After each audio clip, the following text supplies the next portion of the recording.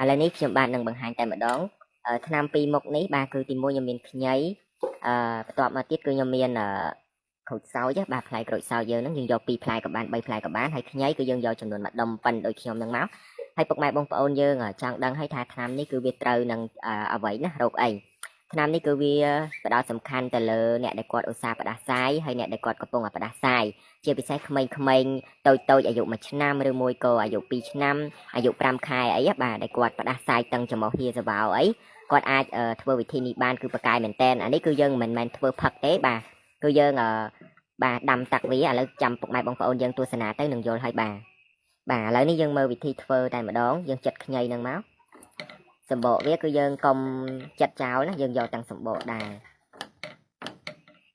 អ្នកដែលគាត់ផ្ដាសាយតឹងច្រមុះបាទគឺប្រកែណាស់និយាយរួមទៅពុកម៉ែបងប្អូនយើងខ្លះគាត់អត់ជឿទេជាមួយនឹងថ្នាំខ្មែរបាទប៉ុន្តែថ្នាំខ្មែរដែលខ្ញុំជំរាបជូនហ្នឹងគឺសិតតាធ្វើទៅបានផល100%បាទខ្ញុំធ្វើវីដេអូបង្ហោះទៅកាន់ពុកម៉ែបងប្អូនចំពោះក្រូចសើចវិញគឺខ្ញុំដាក់ចំនួនតា2ផ្លែទេអត់ដាក់ដល់3ទេ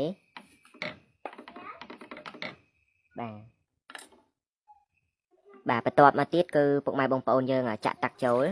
ចំពោះតាក់គឺយើងដាក់តែបន្តិចបានហើយបាទបន្ទាប់មកយើងដាក់គ្រឿងផ្សំរបស់យើងចូលហ្នឹងពីមុខហ្នឹងថ្នាំហ្នឹងបាទហើយបន្ទាប់មកទៀតគឺយើងដាំតាក់នៅឲ្យពុះណាបាទតាក់វារៀងក្តៅតិចហើយបាទអញ្ចឹងពុកម៉ែបងប្អូនយើងទស្សនាដល់ចប់បាទនឹងដឹងរបៀបធ្វើហើយបាទនឹងទទួលបានការបាត់ផ្ដាសាយណាអ្នកដែលគាត់លេបថ្នាំហើយនៅមិនបាត់ទៀតគាត់អាចធ្វើវិធីនេះបានបាទតាក់ហ្នឹងគឺពុះហើយប៉ុន្តែយើងទុកវាឲ្យចេញជាតិក្រូចហើយនឹងឲ្យវាចេញជាតិខ្ញីឲ្យវាសប់ណាបាទវីដេអូនេះគឺធ្វើរៀងកាត់បន្តិចហើយបាទឥឡូវនេះវាចេញជាតិហើយបាទអញ្ចឹងពុកម៉ែបងប្អូនយើងតាមដានមើលវិធីធ្វើឲ្យដល់ចប់នេះគឺខ្ញុំមានជាមួយនឹងតាក់ត្រជាក់បាទតបមកគឺខ្ញុំចាក់តាក់ក្តៅនេះចូលចាក់មកឲ្យពុកម៉ែបងប្អូនយើងស្ទាបមើលមកវាក្តៅអ៊ុនមកក្មេងទ្រាំបានបើសម្រាប់នៅចាស់ក្តៅបន្តិចក៏អត់អីដែរពុកម៉ែបងប្អូនយើងយកដៃយើងដាក់ត្រាំណោម្រាមដៃចុងដៃយើងនឹងត្រាំវាតែ4-10នាទីទេបាទគឺប្រកែណាស់បាទគឺបាត់ផ្ដាសាយ